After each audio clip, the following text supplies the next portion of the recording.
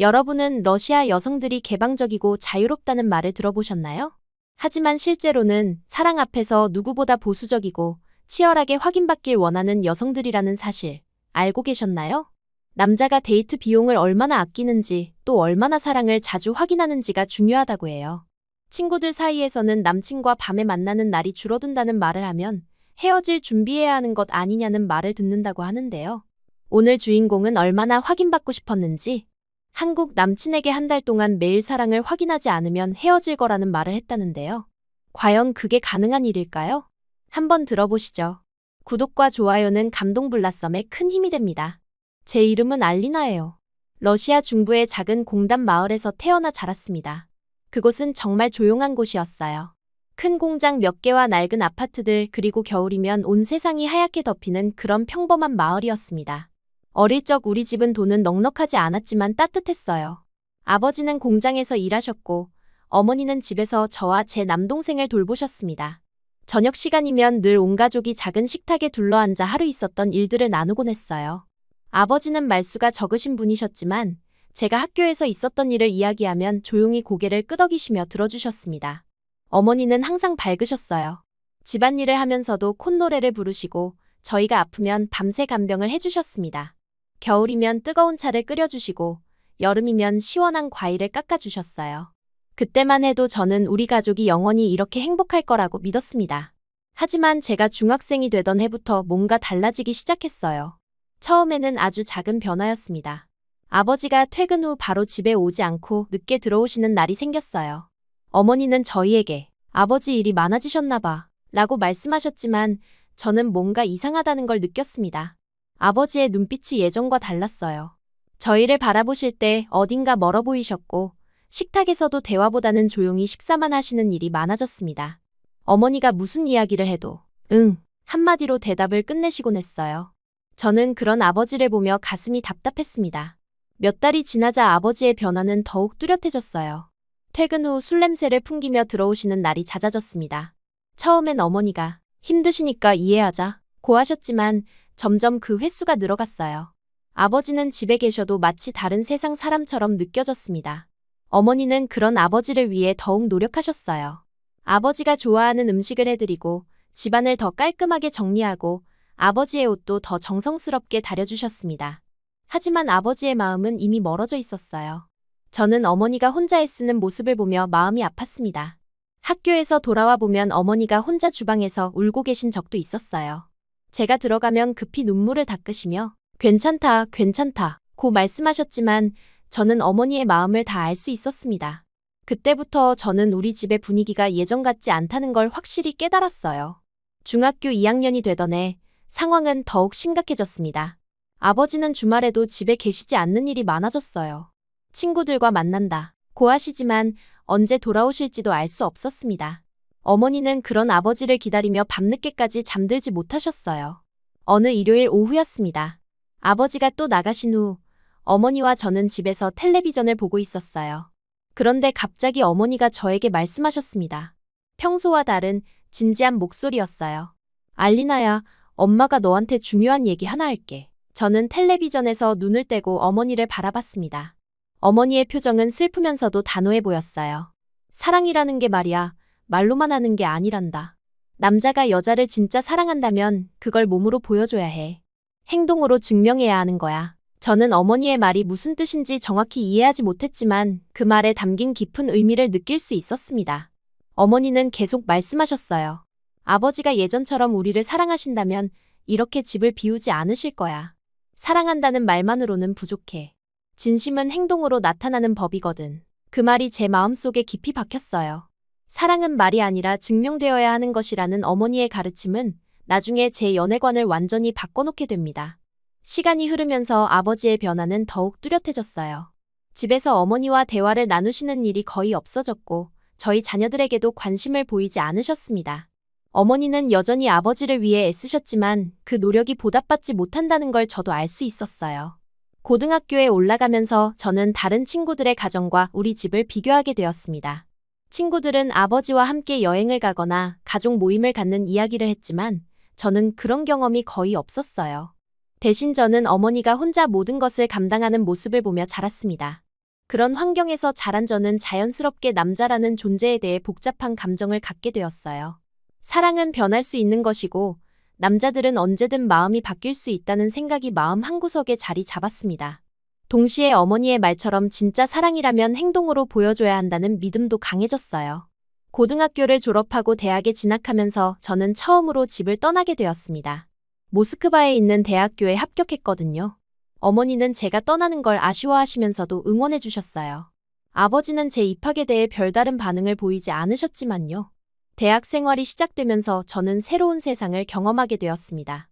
다양한 사람들을 만나고 여러 가지 활동에 참여하면서 제 시야가 넓어졌어요. 그리고 자연스럽게 연애에 대한 관심도 생겼습니다. 첫 번째 남자친구는 같은 과 선배였어요. 드미트리라는 이름의 그는 키도 크고 잘생겼으며 학과에서도 인기가 많았습니다. 처음 만났을 때 그는 정말 매력적이었어요. 데이트 비용도 아끼지 않았고 저에게 꽃도 자주 사다 주었습니다. 하지만 시간이 지나면서 드미트리의 진짜 모습을 알게 되었어요. 그는 저뿐만 아니라 다른 여학생들에게도 관심을 보였습니다. 처음에는 단순히 사교적인 성격이라고 생각했지만 점점 그의 시선이 다른 곳으로 향하는 걸 느낄 수 있었어요. 특히 1학년 여학생들이 들어오자 그의 관심은 완전히 그쪽으로 옮겨갔습니다. 저는 어머니의 말을 떠올렸어요. 진짜 사랑이라면 행동으로 보여줘야 한다고 하셨잖아요. 드미트리의 행동을 보니 저에 대한 그의 사랑이 진짜가 아니라는 걸 알 수 있었습니다. 결국 저희는 헤어지게 되었어요. 두 번째 남자친구는 알렉산드르였습니다. 그는 경제학과 학생으로 미래에 대한 계획도 확실했고 저에게도 진지하게 다가왔어요. 처음 몇 달은 정말 좋았습니다. 함께 공부도 하고 미래에 대한 이야기도 나누었어요. 하지만 알렉산드르도 시간이 지나면서 변하기 시작했습니다. 데이트 비용을 계산하기 시작했고 제가 뭔가를 요청하면 귀찮아하는 기색을 보였어요. 특히 다른 예쁜 여학생들 앞에서는 저를 소개하는 것도 꺼려했습니다. 마치 더 좋은 선택지가 나타나면 언제든 바꿀 수 있다는 식이었어요. 이런 경험들을 겪으면서 저는 러시아 남자들의 특성을 이해하게 되었습니다. 러시아는 남자보다 여자가 훨씬 많은 나라예요. 그래서 남자들은 항상 선택받는 입장에 있었고 여자들은 선택받기 위해 경쟁해야 했습니다. 더 예쁘게, 더 매력적으로, 더 순종적으로 보이기 위해 애써야 했어요. 대학 3학년이 되어서도 상황은 크게 다르지 않았습니다. 세 번째, 네 번째 남자친구들도 비슷한 패턴을 보였어요. 처음에는 열정적으로 다가오다가 시간이 지나면 다른 여자에게 눈을 돌리거나 저를 당연하게 여기기 시작했습니다. 특히 기억에 남는 것은 네 번째 남자친구 이방과의 일이었어요. 그는 제가 만난 남자들 중에서 가장 신사적이었습니다. 항상 문을 열어주고 무거운 것을 들어주고 제 말을 잘 들어주었어요. 저는 이반이 다르다고 생각했습니다. 하지만 6개월 정도 사귄 후 이반의 진짜 모습을 보게 되었어요. 어느 날 그의 핸드폰에서 다른 여자와 주고받은 메시지를 우연히 보게 된 거예요. 그는 저와 사귀면서도 다른 여자들과 연락을 주고받고 있었습니다. 심지어 저에 대해 임시라는 표현까지 썼더라고요. 그 순간 저는 정말 충격을 받았어요. 어머니의 말이 맞았습니다. 사랑은 말이 아니라 행동으로 증명되는 것이었고 이반의 행동은 저를 진심으로 사랑하지 않는다는 걸 보여주었어요. 이런 경험들이 반복되면서 저는 점점 남자라는 존재 자체에 대해 회의적이 되었습니다. 러시아 남자들은 항상 더 좋은 선택지를 찾고 있었고 여자들은 그런 남자들의 관심을 끌기 위해 끊임없이 노력해야 했어요. 저는 이런 현실이 너무 피곤했습니다. 친구들과 이런 이야기를 나누면 다들 비슷한 경험을 하고 있었어요.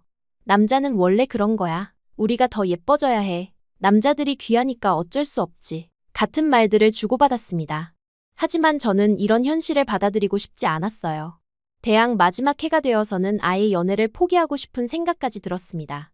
어차피 남자들은 언제든 마음이 바뀔 수 있고 진짜 사랑이란 존재하지 않는 건 아닐까 하는 생각이 들었어요. 어머니가 말씀하신 행동으로 증명하는 사랑을 보여주는 남자는 정말 존재하는 걸까요? 그런 회의적인 마음으로 대학 생활을 마무리하던 중 집에서 좋지 않은 소식이 들려왔습니다. 아버지의 상황이 더욱 악화되었고 어머니는 혼자서 모든 것을 감당하고 계셨어요. 저는 더 이상 모스크바에서 학업에만 집중할 수 없다는 걸 깨달았습니다. 졸업 후 저는 고향으로 돌아가기로 결심했어요. 어머니를 도와드리고 새로운 시작을 해야겠다고 생각했습니다. 하지만 제 마음속에는 여전히 사랑에 대한 불신과 남자들에 대한 회의감이 깊이 자리 잡고 있었어요. 졸업 후 고향으로 돌아온 저는 부모님의 상황이 생각보다 훨씬 심각하다는 걸 직접 확인할 수 있었어요. 집에 도착하자마자 어머니의 야윈 모습에 깜짝 놀랐습니다. 대학 다닐 때 가끔 집에 와서 봤던 어머니와는 완전히 달랐어요. 어머니는 제가 왔다며 반가워하셨지만 얼굴에는 깊은 피로가 배어 있었습니다. 아버지는 여전히 집에 거의 계시지 않았고 계셔도 말씀을 거의 하지 않으셨어요. 집 안 분위기는 제가 떠나기 전보다 더욱 무겁고 침울했습니다. 며칠 지내보니 우리 집 경제 상황이 정말 심각하다는 걸 알게 되었어요. 아버지의 공장 임금은 몇 달째 밀려 있었고 어머니는 집 근처 청소 일을 하시며 가게를 꾸려가고 계셨습니다. 전기요금과 난방비를 내는 것도 버거워 보였어요. 저는 더 이상 망설일 수 없었습니다. 대학원 진학을 꿈꿨지만 지금 당장은 가족을 도와야 한다고 생각했어요. 어머니께 휴학하고 일을 구하겠다고 말씀드렸을 때 어머니는 처음엔 만류하셨지만 결국 제 의지를 받아들여 주셨습니다. 일자리를 찾기 시작했는데 작은 마을이다 보니 선택의 폭이 많지 않았어요. 몇 군데 문의한 끝에 마을 중심가에 있는 작은 카페에서 아르바이트 자리를 구할 수 있었습니다. 카페 로맨스라는 이름의 그 가게는 지역에서 나름 인기 있는 곳이었어요. 카페 사장님은 중년 여성이셨는데 친절하면서도 일에 대해서는 꽤 까다로우신 분이었습니다. 커피 내리는 법부터 손님 응대까지 하나하나 꼼꼼히 가르쳐 주셨어요. 처음엔 서툴렀지만 일주일 정도 지나니 어느 정도 요령이 생겼습니다. 카페 일은 생각보다 힘들었어요. 아침 일찍 출근해서 저녁 늦게까지 일해야 했고 주말에도 쉴 수 없었습니다. 하지만 집에 도움이 된다는 생각에 열심히 일했어요. 받은 급여로 어머니께 생활비를 드릴 수 있어서 뿌듯했습니다. 한 달 정도 일하던 어느 날 정말 놀라운 일이 일어났어요. 고등학교 시절 친구인 나타샤가 카페에 들어온 겁니다. 그런데 그녀의 모습이 완전히 달라져 있었어요. 나타샤는 고등학교 때 저와 비슷한 처지였습니다. 집안 형편도 넉넉하지 않았고 특별히 예쁘지도 않았어요. 그런데 카페에 들어온 나타샤는 마치 다른 사람 같았습니다. 고급스러운 옷을 입고 있었고 화장도 완벽했으며 전체적으로 세련된 분위기를 풍기고 있었어요. 더 놀라운 건 그녀 옆에 서 있는 남자였습니다. 동양인이었는데 키는 그리 크지 않았지만 단정하고 깔끔한 인상이었어요. 옷차림도 품격 있어 보였고 나타샤를 대하는 태도가 정말 신사적이었습니다. 나타샤는 저를 보자 반갑게 다가왔어요. 오랜만에 만난 친구라며 기뻐했습니다. 저는 그녀의 변화된 모습에 놀라면서도 반가웠어요. 어색한 인사를 나눈 후 나타샤가 옆에 있던 남자를 소개했습니다. 알리나, 내 남편이야. 한국 사람이고 이름은 김민수야. 그 말을 들은 순간 저는 정말 충격을 받았어요. 나타샤가 결혼했다는 것도 놀라웠지만 한국 남자와 결혼했다는 사실이 더욱 충격적이었습니다. 김민수 씨는 어색한 러시아어로 인사를 건넸는데 그 모습이 어찌나 정중하던지요. 나타샤는 계속해서 자랑스럽게 말했어요. 한국 남자는 정말 다르더라. 러시아 남자들과는 비교가 안 돼. 그녀의 말에는 확신이 가득했습니다. 저는 그 말이 무슨 뜻인지 정확히 이해하지 못했지만 뭔가 중요한 의미가 있다는 걸 느꼈어요. 두 사람은 커피를 주문하고 잠시 앉아 있었는데 그 시간 동안 저는 김민수 씨의 행동을 유심히 관찰했습니다. 그는 나타샤의 의자를 빼주고 커피를 가져다주고 작은 것 하나하나까지 신경 써주더라고요. 러시아 남자들에게서는 보기 힘든 모습이었어요. 나타샤는 떠나기 전에 저에게 조용히 말했습니다. 알리나, 한국 남자들은 정말 다르더라. 여자를 소중히 여기고 가정을 중요하게 생각해. 러시아에서 이런 남자 만나기 힘들잖아. 그 말이 제 마음속에 깊이 박혔어요. 나타샤가 떠난 후에도 계속 그 말이 맴돌았습니다. 정말 한국 남자들은 다를까요? 제가 지금까지 경험한 러시아 남자들과는 정반대의 모습일까요? 그날 밤 집에 돌아와서도 나타샤의 말을 잊을 수 없었어요. 인터넷으로 한국 문화에 대해 찾아보기 시작했습니다. 한국 드라마와 영화 그리고 한국 남자들에 대한 글들을 읽어봤어요. 물론 모든 게 사실일 수는 없겠지만 확실히 러시아와는 다른 문화인 것 같았습니다. 며칠 후 저는 용기를 내어 국제결혼 중개 사이트에 가입했어요. 처음에는 단순한 호기심이었습니다. 정말 다른 나라 남자들은 어떨까 하는 궁금증 말이에요. 하지만 마음 한편으로는 나타샤처럼 행복한 결혼을 할 수 있을지도 모른다는 희망도 있었습니다. 사이트에 프로필을 올리자 생각보다 많은 연락이 왔어요. 중국, 일본, 한국, 심지어 동남아시아 남자들까지 다양했습니다. 처음에는 설레는 마음으로 몇 명과 연락을 주고받았어요. 첫 번째로 만난 건 중국 남자였습니다. 리웨이라는 이름의 그는 중국에서 사업을 한다고 했어요. 돈이 많다는 걸 강조하며 저에게 비싼 선물을 사주겠다고 했습니다. 하지만 실제로 만나보니 정말 실망스러웠어요. 리웨이는 첫 만남부터 저를 품정하듯 바라봤습니다. 마치 물건을 고르는 것처럼 제 외모를 평가하는 눈빛이었어요. 대화 중에도 러시아 여자는 예쁘다더니 정말 그렇네. 중국에 오면 편하게 살 수 있어. 같은 말만 반복했습니다. 저를 하나의 인격체로 보는 게 아니라 소유물로 보는 것 같았어요. 더 충격적인 건 식사 도중 그가 한 말이었습니다. 결혼하면 중국어 배워야 하고 우리 부모님께 효도해야 해. 러시아 가족과는 연락 끊는 게 좋겠어. 저는 그 말을 듣고 바로 자리를 떠났습니다. 두 번째로 만난 일본 남자도 비슷했어요. 히로시라는 50대 남성이었는데 나이 차이가 많이 나는 것도 문제였지만 더 큰 문제는 그의 태도였습니다. 자신이 일본에서 안정적인 직장을 가지고 있으니 저는 그저 따라오기만 하면 된다는 식이었어요. 히로시는 계속해서 일본의 좋은 점들을 나열하며 저를 설득하려 했습니다. 하지만 그 과정에서 러시아를 무시하는 발언들을 서슴없이 했어요. 러시아는 경제가 안 좋으니까 일본에서 살면 훨씬 나을 거야. 같은 말들이었습니다. 저는 점점 불쾌해졌어요. 가장 결정적인 순간은 히로시가 제게 일본 가면 내 말만 들으면 돼. 복잡하게 생각하지 말고 라고 말했을 때였습니다. 마치 저를 생각할 줄 모르는 존재로 취급하는 것 같았어요. 그날도 저는 일찍 자리를 떠났습니다. 이런 경험들이 반복되면서 저는 점점 실망하기 시작했어요. 나타샤가 말한 다른 나라 남자들도 결국 러시아 남자들과 크게 다르지 않은 것 같았습니다. 어쩌면 남자들은 어느 나라든 비슷한 건 아닐까 하는 생각이 들었어요. 그런 회의적인 마음으로 며칠을 보내던 중 카페에서 흥미로운 광경을 목격하게 되었습니다. 매일 같은 시간에 오는 동양인 남자가 한 명 있었어요. 조용히 커피 한 잔을 주문하고 구석자리에 앉아서 책을 읽거나 노트북으로 일을 하는 모습이었습니다. 처음에는 별로 신경 쓰지 않았는데 며칠 지켜보니 재미있는 일들이 벌어지고 있었어요. 러시아 여성 손님들이 그 남자에게 자꾸 말을 걸려고 하는 거였습니다. 어떤 여자는 일부러 그 테이블 근처에 앉아서 시선을 보내고 어떤 여자는 직접 다가가서 대화를 시도하기도 했어요. 그런데 그 남자의 반응이 정말 의외였습니다. 다가오는 여자들에게 정중하게 대응하기는 했지만 깊은 관계로 발전시키려는 모습은 전혀 보이지 않았어요. 오히려 어색해하며 거리를 두려는 것 같았습니다. 저는 그 광경을 보며 씁쓸한 웃음을 짓게 되었어요. 정말 남자가 귀하긴 귀한가 보다라는 생각이 들었습니다. 러시아에서 동양인 남자 하나만 나타나도 이렇게 관심이 집중되는 거죠.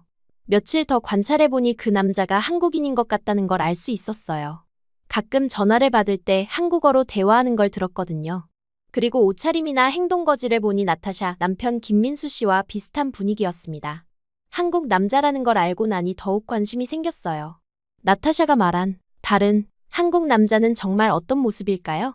저는 그 남자를 유심히 관찰하기 시작했습니다. 그는 정말 조용한 사람이었어요.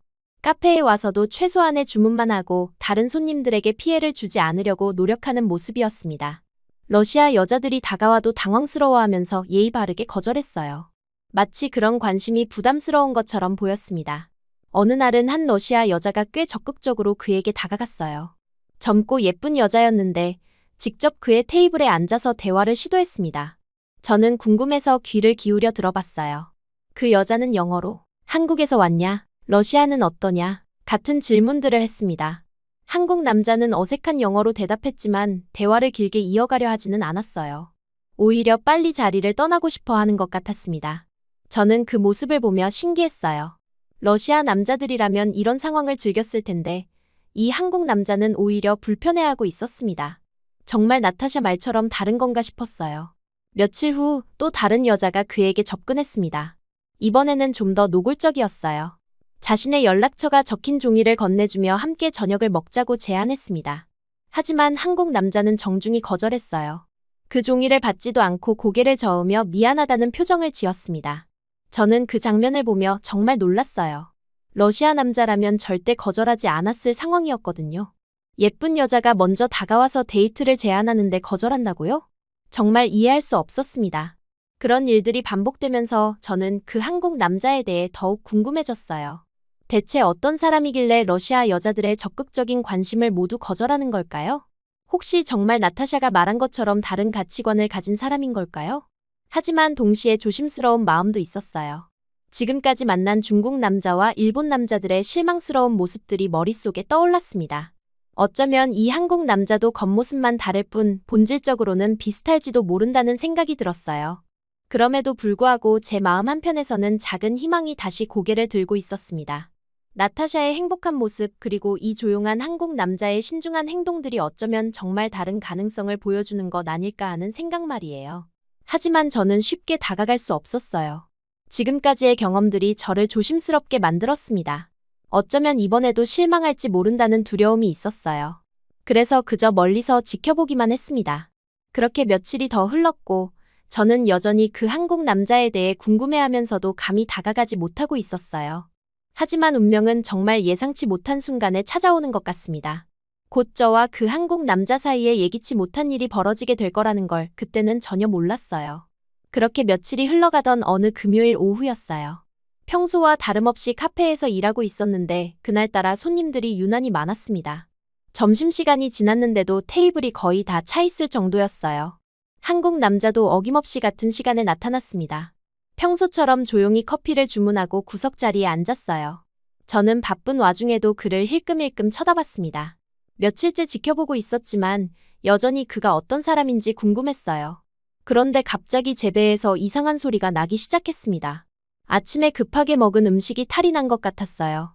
처음에는 참으려고 했는데 점점 심해지더라고요. 정말 급한 상황이었습니다.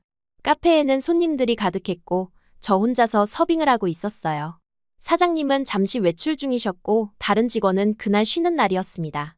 정말 최악의 타이밍이었어요. 배가 더 아파오자 저는 더 이상 참을 수 없었습니다. 화장실에 가야겠다고 생각했지만 손님들을 그냥 놔둘 수는 없었어요. 그때 문득 한국 남자가 눈에 들어왔습니다. 평소에 그가 보여준 신중하고 예의 바른 모습을 떠올리며 저는 급한 마음에 그에게 부탁하기로 했어요. 러시아어로 빠르게 말했습니다. 죄송해요. 급한 일이 생겼는데 혹시 손님 오시면 돌려보내달라고 말씀해 주실 수 있어요? 한국 남자는 제 말을 들은 후 고개를 끄덕였어요. 정확히 이해했는지는 모르겠지만 도와주겠다는 의미로 받아들였습니다. 저는 안도하며 급히 화장실로 향했어요. 화장실에서 한참을 보내야 했습니다. 생각보다 상황이 심각했어요. 약 20분 정도가 지나서야 겨우 나올 수 있었습니다. 그동안 카페 상황이 어떻게 됐을지 걱정되었어요. 화장실에서 나와 카페로 돌아왔을 때 저는 눈을 의심했습니다. 카페에는 여전히 손님들이 있었고 그들은 모두 만족스러운 표정으로 커피를 마시고 있었어요. 더 놀라운 건 한국 남자가 카운터 뒤에서 커피를 내리고 있다는 사실이었습니다. 뭐 하세요? 저는 깜짝 놀라서 소리쳤어요. 한국 남자는 어색한 러시아어로 대답했습니다. 손님들이 와서, 커피 주문하셔서, 받으라고 하셔서, 커피 내려드렸어요. 저는 그 순간 제가 뭘 잘못했는지 깨달았어요. 제가 러시아어로 손님 오면 돌려보내달라 고 했는데 그가 이해한 건 완전히 다른 의미였던 겁니다. 아마 손님이 오면 받아달라 정도로 이해했을 거예요. 하지만 더 큰 문제는 그 상황을 목격한 손님 중 한 명이 마을 사람이었다는 것이었습니다. 그 사람은 즉시 사장님께 연락을 드렸어요.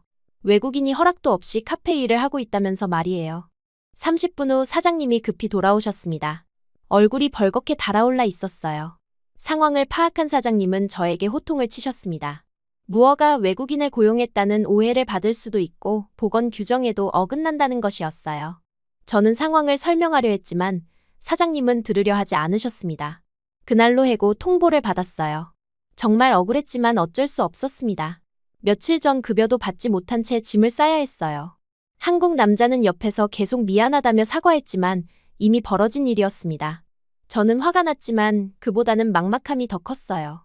다시 일자리를 찾아야 했고 당장 어머니께 드릴 생활비도 걱정이었습니다. 짐을 다 싸고 카페를 나서는데 한국 남자가 밖에서 기다리고 있었어요. 그는 정말 미안해하는 표정으로 다가왔습니다. 계속해서 죄송하다고 말하며 자신의 잘못이라고 했어요. 저는 처음에는 그냥 지나치려 했어요. 하지만 그의 진심 어린 사과를 보니 마음이 좀 누그러졌습니다. 사실 그도 도와주려던 것이었잖아요. 러시아어를 잘못 이해한 건 어쩔 수 없는 일이었고요. 그때 그가 제안했어요. 커피 한잔 하면서 이야기를 나누자고 했습니다. 저로서는 마다할 이유가 없었어요. 어차피 집에 가면 어머니께 해고 소식을 말씀드려야 했는데 그 전에 시간을 좀 보내고 싶었습니다. 우리는 카페에서 조금 떨어진 곳에 있는 작은 찻집으로 갔어요. 거기서 처음으로 제대로 된 대화를 나눴습니다. 그의 이름은 진우였고 한국에서 IT 회사에 다니는 회사원이라고 했어요. 진우는 4개월 출장으로 러시아에 왔다고 설명했습니다. 회사에서 러시아 지사와의 협업 프로젝트를 담당하게 되어서 왔다고 했어요. 처음 해외 출장이라 모든 것이 새롭고 어색하다고 했습니다. 가장 당황스러운 건 러시아 여성들의 관심이라고 했어요. 한국에서는 경험해 본 적 없는 상황이라면서요. 카페에서도 매일 누군가가 다가와서 말을 거는데 어떻게 대응해야 할지 모르겠다고 했습니다. 저는 그 말을 듣고 웃음이 나왔어요. 그래서 러시아 사정을 설명해 드렸습니다. 러시아는 남자보다 여자가 훨씬 많은 나라라는 것, 그래서 여자들이 남자들에게 적극적으로 다가간다는 것을 말이에요. 진우는 정말 놀라워했어요. 한국과는 완전히 다른 문화라면서요. 한국에서는 보통 남자가 먼저 다가가는 경우가 많다고 했습니다. 그리고 연애할 때도 신중하게 접근한다고 했어요. 저는 그 말을 들으며 나타샤가 했던 말을 떠올렸습니다. 한국 남자는 정말 다르다고 했었죠. 진우의 이야기를 들어보니 정말 그런 것 같았어요. 대화가 계속되면서 저는 진우에 대해 더 많은 것을 알게 되었습니다. 그는 정말 신중한 성격이었어요. 일할 때도 꼼꼼하게 준비하고 사람들과의 관계도 천천히 쌓아간다고 했습니다. 특히 연애에 대한 그의 생각이 인상적이었어요.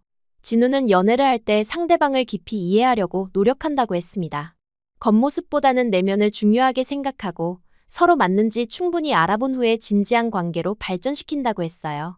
저는 그 말을 들으며 지금까지 만났던 러시아 남자들과 비교하게 되었습니다. 그들은 대부분 빠르게 접근했다가 금방 실증을 내거나 다른 여자에게 관심을 옮겼어요. 진우는 정말 달랐습니다. 1시간 정도 대화를 나눈 후 저는 용기를 내어 개인적인 이야기를 꺼냈어요. 제가 지금까지 겪었던 연애 경험들 그리고 러시아 남자들에 대한 실망감을 솔직하게 털어놓았습니다.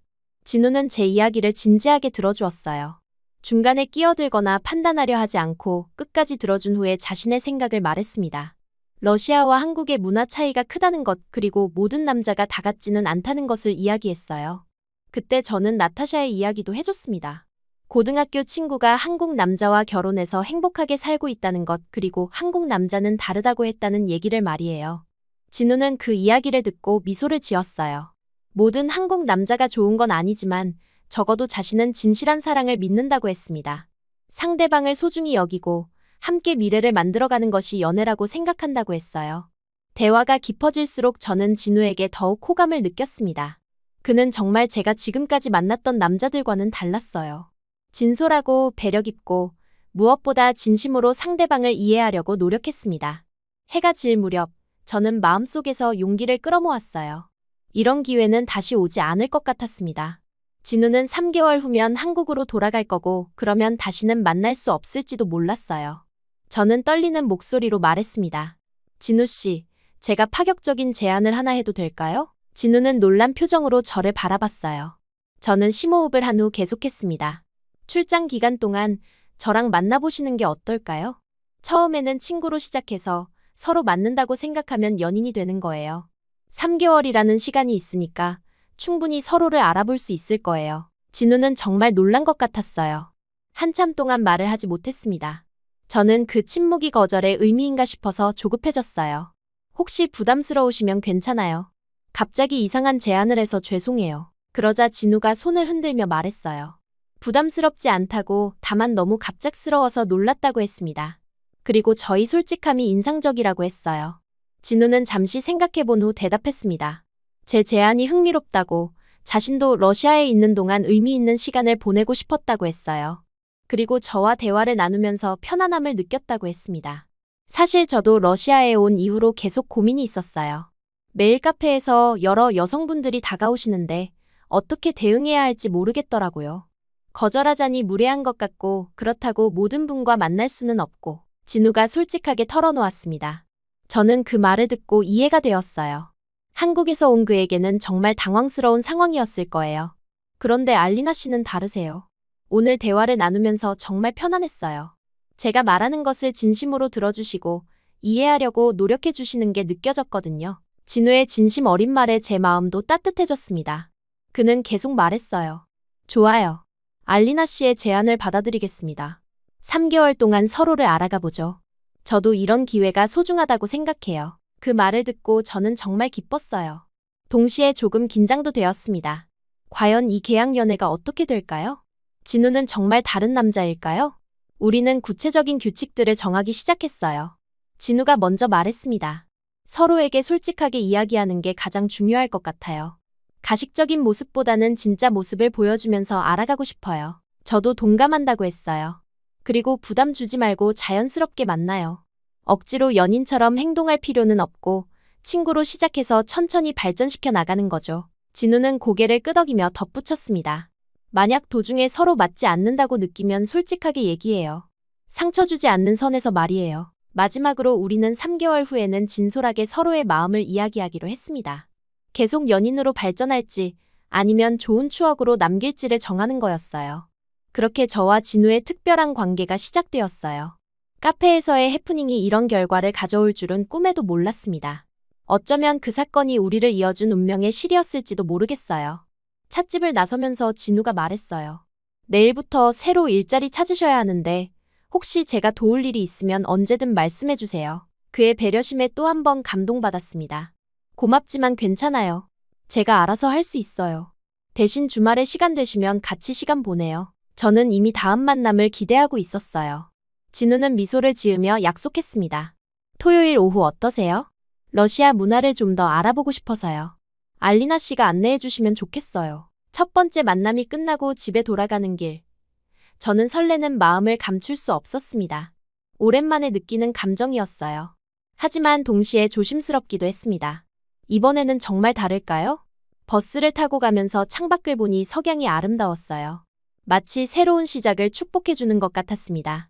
지금까지의 실망스러운 연애들과는 뭔가 다른 느낌이었어요. 어머니께 해고 소식을 말씀드리는 것은 힘들었지만 새로운 희망이 생겼다는 생각에 그리 우울하지는 않았어요. 내일부터 다시 일자리를 찾아야 했지만 진우와의 만남이 기대되었습니다. 그날 밤 잠자리에 들면서 저는 생각했어요. 이 계약 연애가 과연 어떤 결과를 가져올까요? 진우는 정말 나타샤가 말한 다른 한국 남자일까요? 그리고 저는 이번에야말로 진짜 사랑을 찾을 수 있을까요? 시간이 모든 것을 알려줄 거라고 생각하며 저는 새로운 시작에 대한 기대감으로 잠들었습니다. 다음 날부터 시작될 진우와의 특별한 3개월이 정말 기다려졌어요. 3개월의 계약 연애가 시작되고 첫 주말이 되었어요. 진우와 약속했던 토요일 오후 만남이 다가왔습니다.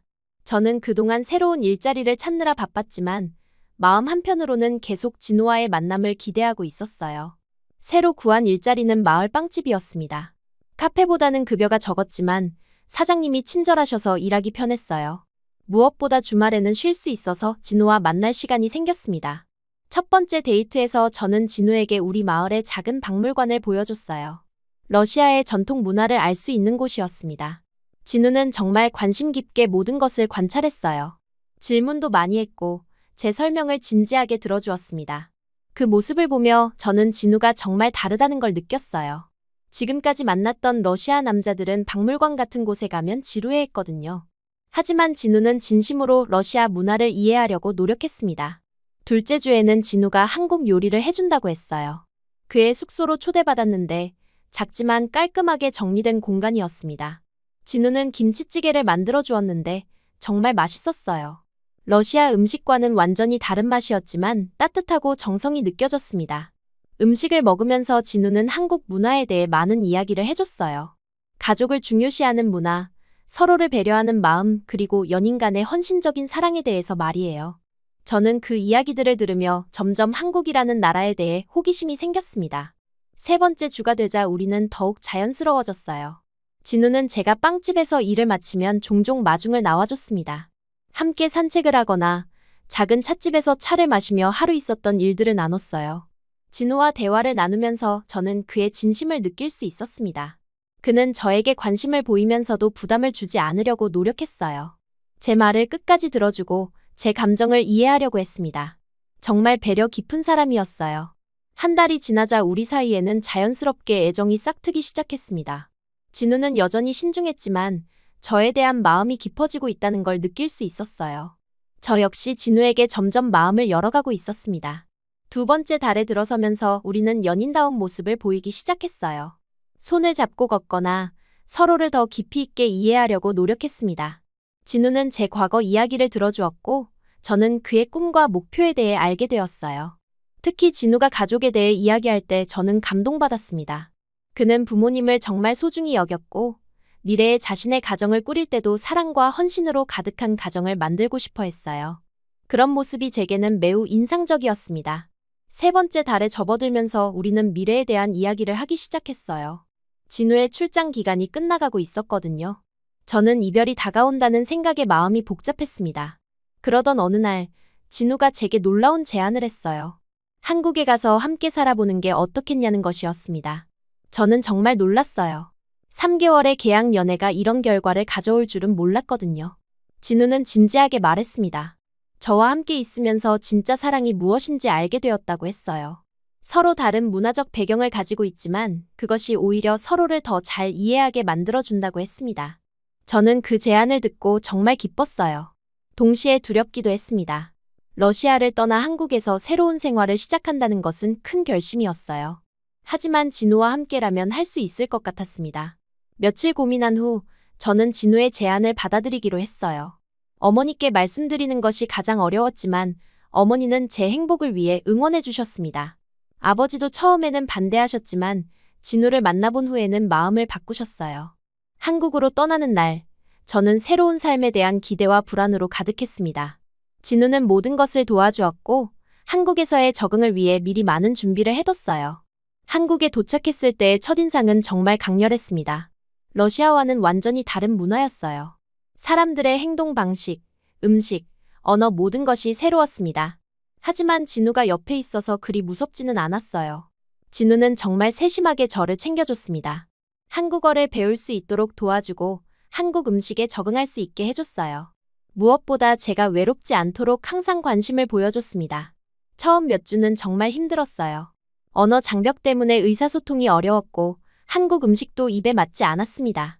가끔은 러시아가 그리워서 울기도 했어요. 하지만 진우가 항상 곁에서 위로해줬습니다.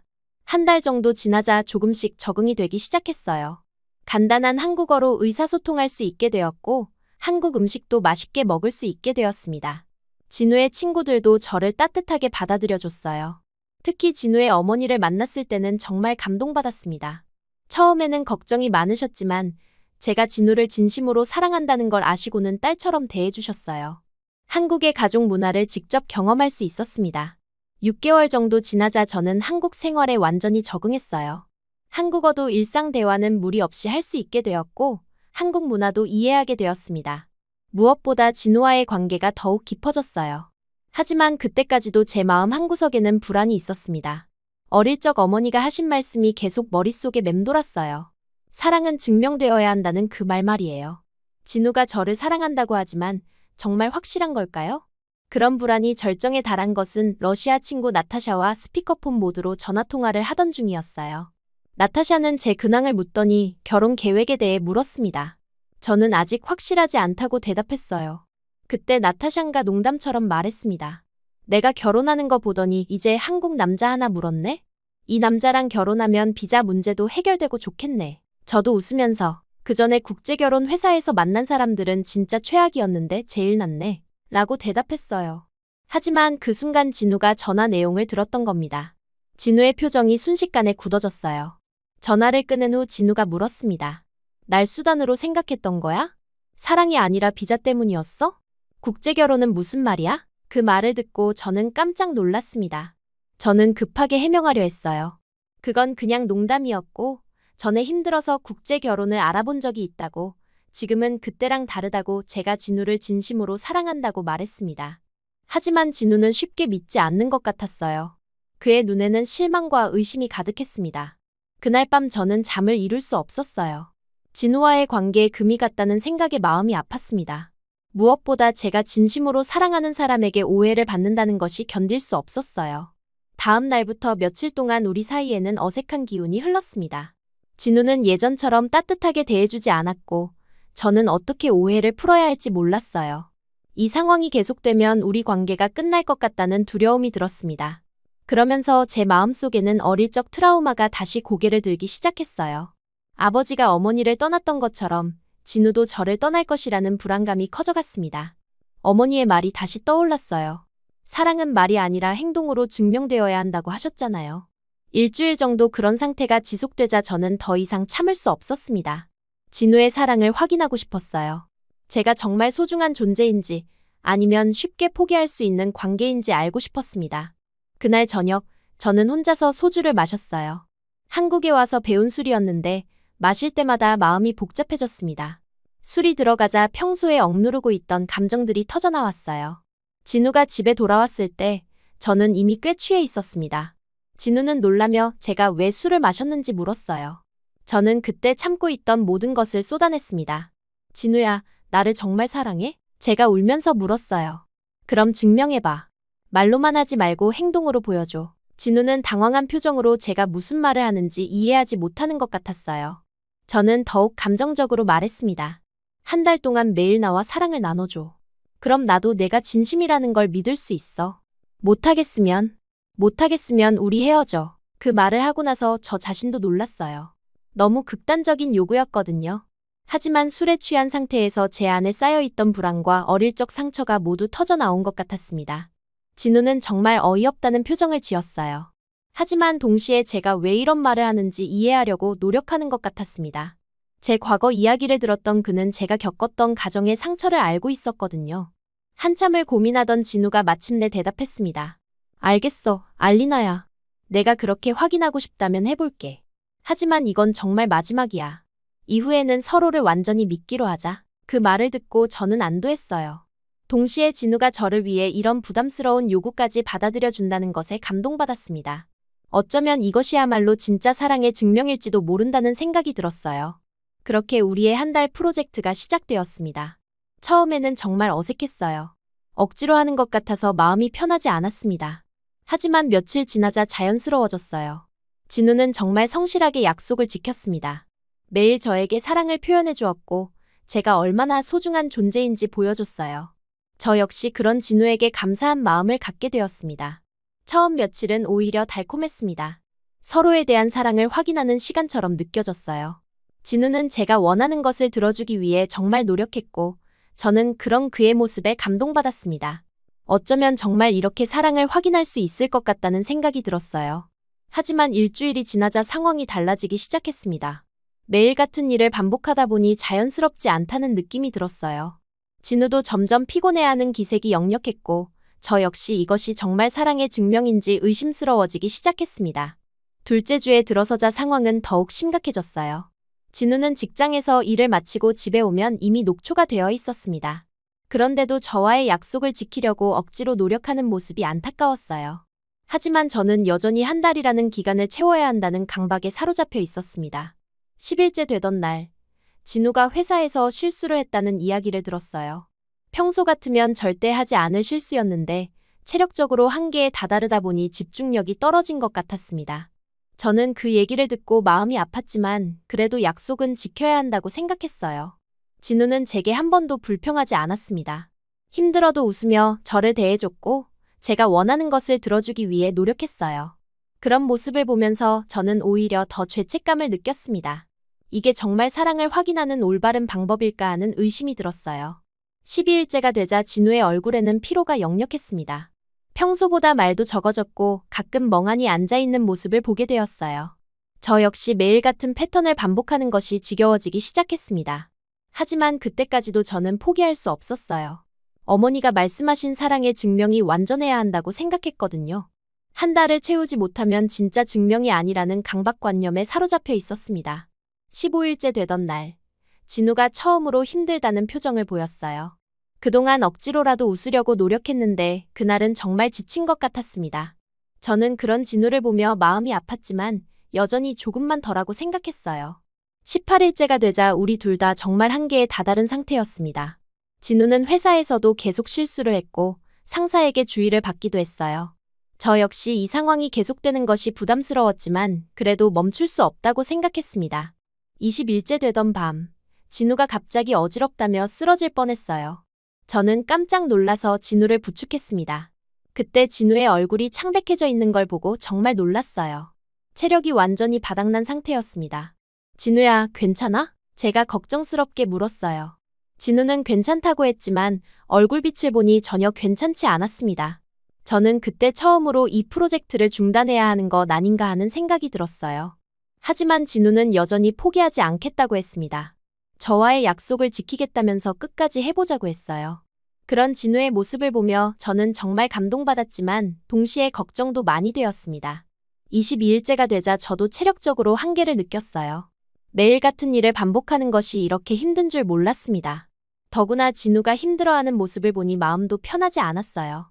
그러던 23일째 저녁, 정말 예상치 못한 일이 벌어졌습니다. 진우가 갑자기 현기증을 호소하며 쓰러진 거예요. 저는 급히 119에 신고했고 구급차로 병원에 갔습니다. 병원에 도착해서 의사 선생님께 검사를 받아보니 진우는 극도의 피로와 탈수 증상을 보이고 있었어요. 수액을 맞아야 한다고 했습니다. 저 역시 검사를 받아보니 비슷한 상태였어요. 결국 우리 둘 다 응급실에서 수액을 맞게 되었습니다. 나란히 침대에 누워 링거를 맞고 있는 우리 모습이 정말 우스꽝스러웠어요. 진우는 옆 침대에서 저를 바라보며 씩 웃었습니다. 저도 모르게 웃음이 나왔어요. 이게 뭐 하는 짓이야? 진우가 피식 웃으며 말했습니다. 저도 웃으면서 대답했어요. 정말 바보 같지? 그 순간 우리는 동시에 터져나오는 웃음을 참을 수 없었습니다. 병원 응급실에서 나란히 수액을 맞으며 웃고 있는 우리 모습이 얼마나 코믹한지 깨달았어요. 진우가 말했습니다. 이제 됐지? 증명 다 했잖아. 23일이면 충분하지 않아? 그 말을 듣고 저는 고개를 끄덕였어요. 정말 그 순간 깨달았습니다. 사랑은 숫자나 횟수로 증명되는 게 아니라는 걸 말이에요. 진우가 저를 위해 23일 동안 이렇게 노력해준 것, 그것만으로도 충분한 증명이었어요. 응, 충분해. 미안해, 진우야. 너무 무리한 요구를 했네. 저는 진심으로 사과했습니다. 진우는 제 손을 잡으며 말했어요. 괜찮아. 덕분에 우리가 얼마나 사랑하는지 확실히 알게 됐잖아. 그날 밤 병원에서 수액을 다 맞고 집에 돌아간 후 우리는 정말 깊은 대화를 나눴어요. 저는 왜 이런 극단적인 요구를 했는지, 그리고 어릴 적부터 가지고 있던 사랑에 대한 불안감에 대해 솔직하게 털어놓았습니다. 진우는 제 이야기를 끝까지 들어주었어요. 그리고 저희 불안감을 이해한다면서 앞으로는 서로 믿고 의지하자고 했습니다. 더 이상 이런 식으로 사랑을 증명할 필요가 없다고 했어요. 그 대화를 통해 저는 정말 많은 것을 깨달았습니다. 어머니가 말씀하신 사랑의 증명이 꼭 육체적인 것일 필요는 없다는 걸 말이에요. 진우가 저를 위해 보여준 헌신과 인내, 그것이야말로 진정한 사랑의 증명이었습니다. 며칠 후 우리는 결혼을 결심했어요. 더 이상 서로의 사랑을 의심할 이유가 없다고 생각했습니다. 진우는 정식으로 프러포즈를 했고 저는 기쁘게 받아들였어요. 결혼 소식을 러시아 부모님께 알려드릴 때가 가장 긴장되었습니다. 특히 아버지의 반응이 걱정되었어요. 하지만 의외로 아버지는 진우를 직접 만나보고 싶다고 하셨습니다. 남자는 남자가 봐야 한다. 며 진우를 러시아로 초대하신 거예요. 저는 그런 아버지가 좀 부담스러웠습니다. 혹시 진우에게 무리한 요구를 하거나 시험을 하시는 건 아닐까 걱정되었어요. 하지만 진우는 웃으며 그 초대를 받아들였습니다. 저의 가족을 만나고 싶었다고, 그리고 정식으로 결혼 승낙을 받고 싶다고 했어요. 그런 진우의 모습을 보며 저는 정말 든든했습니다. 한 달 후 우리는 러시아로 향했어요. 진우에게는 처음 가는 러시아였고 저에게는 오랜만에 돌아가는 고향이었습니다. 비행기 안에서 진우는 러시아어 회화책을 열심히 봤어요. 부모님과 대화하고 싶다면서 말이에요. 러시아에 도착해서 고향 마을에 갔을 때 저는 정말 놀랐습니다. 아버지의 모습이 제가 떠났을 때와 완전히 달라져 있었거든요. 예전처럼 지친 모습이 아니라 오히려 활기차 보이셨어요. 어머니를 뵈었을 때도 놀랐습니다. 제가 떠났을 때보다 훨씬 밝아 보이셨어요. 얼굴에도 생기가 돌고 전체적으로 행복해 보이셨습니다. 대체 무슨 일이 있었던 걸까요? 진우를 소개했을 때 아버지의 첫 반응이 인상적이었어요. 진우를 위아래로 훑어보시더니 고개를 끄덕이셨습니다. 그리고 악수를 청하시면서 잘 왔다 고 말씀하셨어요. 첫날 저녁 식사 시간에 아버지는 진우에게 여러 가지 질문을 하셨습니다. 한국에서 무슨 일을 하는지, 가족은 어떤지, 앞으로 계획은 뭔지 등등 말이에요. 진우는 어색한 러시아어로 열심히 대답했습니다. 그런데 아버지의 태도가 예상과 달랐어요. 시험을 보거나 압박을 주는 것이 아니라 진심으로 진우를 알고 싶어 하시는 것 같았습니다. 그리고 진우의 답변을 들으며 만족스러워 하셨어요. 다음 날 아버지는 진우에게 마을 구경을 시켜주겠다고 하셨습니다. 저는 따라가려고 했는데 아버지는 남자들끼리 가겠다 고 하시더라고요. 저는 걱정되었지만 진우는 괜찮다며 따라갔어요. 두 분이 나간 사이 저는 어머니와 오랜만에 둘이서 대화를 나눴습니다. 어머니는 제가 한국에서 어떻게 지냈는지, 진우는 어떤 사람인지 궁금해 하셨어요. 그러면서 어머니가 놀라운 이야기를 해주셨습니다. 제가 떠난 후 아버지가 많이 변하셨다는 거예요. 술도 끊으시고 가정에 더 신경 쓰기 시작하셨다고 했습니다. 알리나가 떠나고 나서 아버지가 많이 반성하셨어. 자신 때문에 딸이 멀리 떠났다면서 말이야. 어머니의 말씀이었어요. 더 놀라운 건 어머니의 다음 말씀이었습니다. 요즘은 아버지가 예전처럼 다시 나를 사랑해 주셔. 어젯밤에도 있었어. 어머니가 수줍게 말씀하시는 거예요. 저는 그 말을 듣고 정말 놀랐어요. 동시에 웃음이 나왔습니다. 어머니가 말씀하신 사랑의 증명을 아버지가 다시 보여주고 계신 거였어요. 그래서 두 분이 다시 행복해지신 거였습니다. 저녁 때 아버지와 진우가 돌아왔을 때 두 분의 표정이 정말 밝았어요. 아버지는 진우를 마치 아들처럼 대하고 계셨고, 진우도 아버지를 편안하게 느끼는 것 같았습니다. 아버지가 말씀하셨어요. 진우는 정말 좋은 남자야. 알리나를 잘 챙겨줄 것 같아. 그리고 진우에게 우리 딸 잘 부탁한다. 고 말씀하셨습니다. 진우는 서툰 러시아어로 잘 모시겠습니다. 라고 대답했어요. 그 모습이 정말 기특했습니다. 그날 밤 잠자리에서 진우가 말했어요. 아버님이 정말 좋은 분이시네. 알리나를 얼마나 사랑하시는지 느낄 수 있었어. 저는 그 말을 듣고 마음이 따뜻해졌습니다. 예전에는 아버지를 원망했는데 이제는 이해할 수 있을 것 같았어요. 사람은 변할 수 있다는 걸, 그리고 사랑도 다시 시작될 수 있다는 걸 깨달았습니다. 러시아에서의 일주일은 정말 의미 있는 시간이었어요. 진우는 제 가족들과 친해졌고, 저는 부모님의 변화된 모습을 확인할 수 있었습니다. 무엇보다 어릴 적부터 가지고 있던 가정에 대한 트라우마가 많이 해소되었어요. 한국으로 돌아가는 날 부모님은 아쉬워하셨습니다. 특히 아버지는 진우에게 자주 연락하자고 말씀하셨어요. 그리고 다음에는 더 오래 있다 가라 고 하셨습니다. 어머니는 저에게 조용히 말씀하셨어요.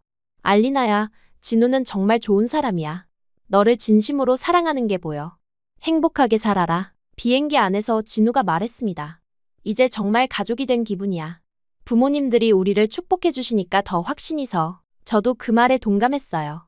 부모님의 축복을 받고 서로의 사랑도 확인했으니 이제 정말 새로운 시작을 할 수 있을 것 같았습니다. 러시아에서 돌아온 후 우리는 본격적으로 결혼 준비에 들어갔어요. 진우는 한국식 결혼식과 러시아식 결혼식을 모두 올리자고 제안했습니다. 두 나라의 전통을 모두 존중하고 싶다면서요. 저는 그런 진우의 배려에 감동받았어요. 결혼 준비 과정은 생각보다 복잡했습니다. 한국의 결혼 문화를 이해하는 것부터 시작해야 했어요. 패백이라는 전통 의식도 있고 양가 부모님께 인사드리는 예절도 배워야 했습니다. 진우는 하나하나 친절하게 설명해줬어요. 러시아식 결혼식도 준비해야 했어요. 부모님이 한국까지 오시기는 어려우니 화상으로 참여하실 수 있도록 준비했습니다. 진우는 러시아 결혼 전통에 대해서도 열심히 공부했어요. 정말 세심한 사람이었습니다. 결혼식 날짜를 정할 때도 양쪽 가족의 의견을 모두 고려했어요. 러시아에서는 봄에 결혼하는 것이 좋다고 하고 한국에서는 가을이 좋다고 하더라고요. 결국 5월로 정했습니다. 두 나라 모두에서 좋은 시기였거든요. 드레스를 고르는 일도 즐거웠어요. 한국의 한복과 서양식 웨딩드레스를 모두 준비했습니다. 한복을 처음 입어봤을 때는 정말 신기했어요. 러시아의 전통 의상과는 완전히 다른 느낌이었지만 우아하고 아름다웠습니다. 결혼식은 정말 소박했지만 특별했어요. 양가 부모님과 진우의 친구들 그리고 제가 한국에서 사귄 몇몇 분들만 초대했습니다. 화려하지는 않았지만 진심이 가득한 자리였어요. 러시아 부모님은 화상으로 참여하셨는데 진우가 러시아어로 인사말을 준비해서 정말 놀라셨어요. 어머니는 화면 너머로 우시기까지 했습니다. 아버지도 잘했다 며 엄지손가락을 치켜 세우셨어요. 신혼집은 진우가 살던 아파트를 조금 넓은 곳으로 이사했어요. 제가 러시아 물건들을 가져올 수 있도록 공간을 마련해줬습니다. 러시아 전통 인형이나 책들을 진열할 수 있는 공간도 만들어줬어요. 결혼 후의 일상은 정말 평화로웠습니다. 진우는 매일 아침 저를 배웅해주고 출근했어요. 저는 한국어 학원에 다니면서 언어 공부를 계속했습니다. 오후에는 집에서 한국 요리를 연습하거나 러시아 친구들과 화상 통화를 했어요. 저녁에 진우가 퇴근하면 함께 식사를 하며 하루 있었던 일들을 나눴습니다. 진우는 회사에서 있었던 일들을 재미있게 이야기해줬고 저는 한국어 학원에서 배운 것들을 자랑했어요. 그런 소소한 대화들이 정말 행복했습니다. 주말에는 함께 시장에 가서 장을 보거나 영화를 보러 갔어요. 가끔은 진우의 친구들과 만나서 함께 시간을 보내기도 했습니다. 저의 어색한 한국어를 친구들이 따뜻하게 받아줘서 고마웠어요. 3개월 정도 지나자 저는 한국 생활에 완전히 적응했습니다. 한국어로 일상 대화는 무리 없이 할 수 있게 되었고, 한국 음식도 직접 만들어 먹을 수 있게 되었어요. 무엇보다 진우와의 관계가 더욱 깊어졌습니다.